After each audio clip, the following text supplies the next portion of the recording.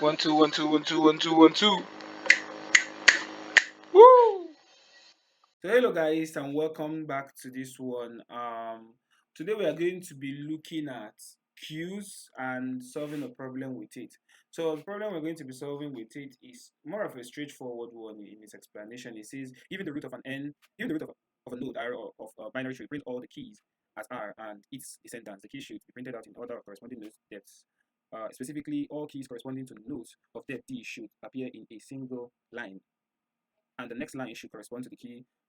There's a lot of reading here. It says key corresponding to the nodes of depth D plus 1. You cannot use recursion. You may use a single queue and constant additional storage. Basically, it's just talking about that.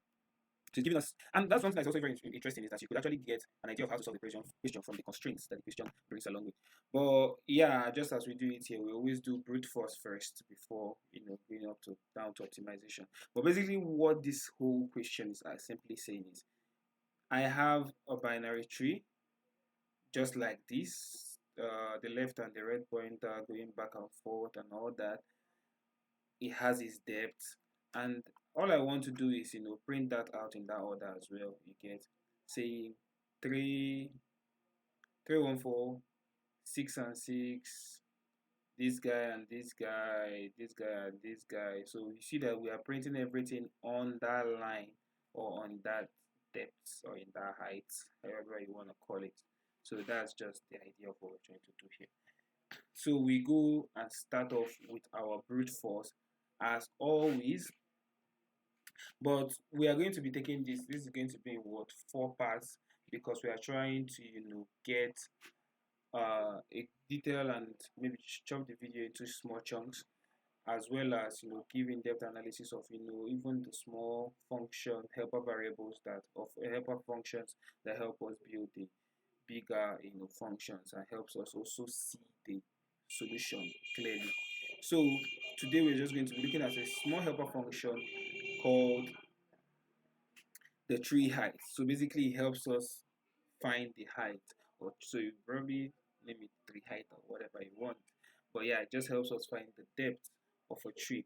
And what it says here, it says if node is none, return -1, meaning that tree left.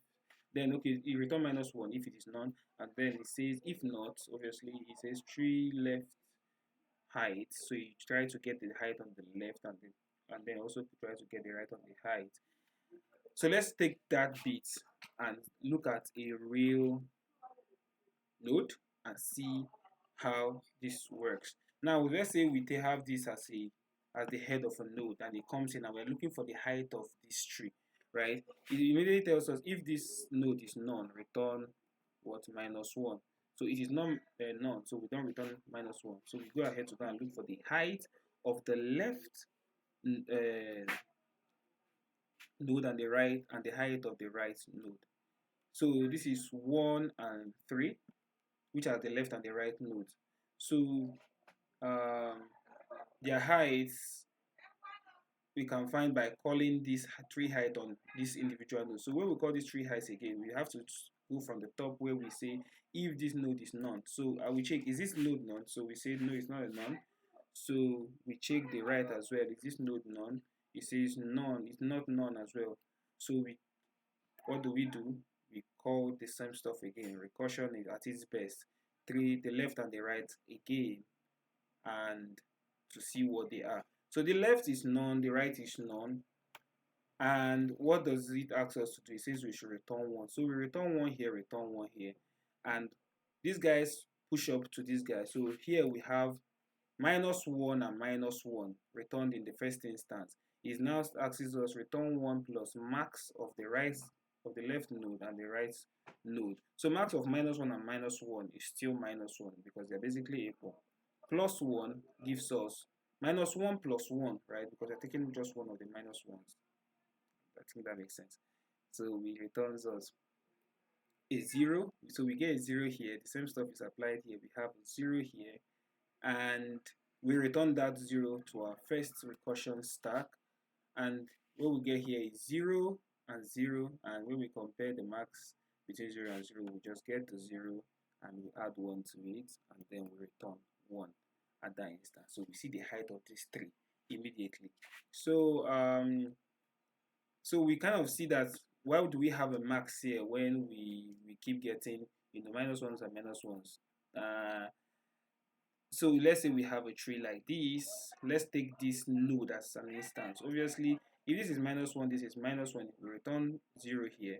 But if this is none, if its right leg is none, it's going to return minus one. So at that instance, we are advised to take 0 and add 1 to it to get the value that this guy would return, which will be 1. So we see where that max comes in. So basically that's it for this tree height finder. It has a complexity of O of n. We are going to visit every node to find the height, and obviously here we also call a space of n because of the recursion. And that's it for today's own. Tomorrow we look at the print node at depth and see how that works. Muchas gracias, Alfredo, as in choose.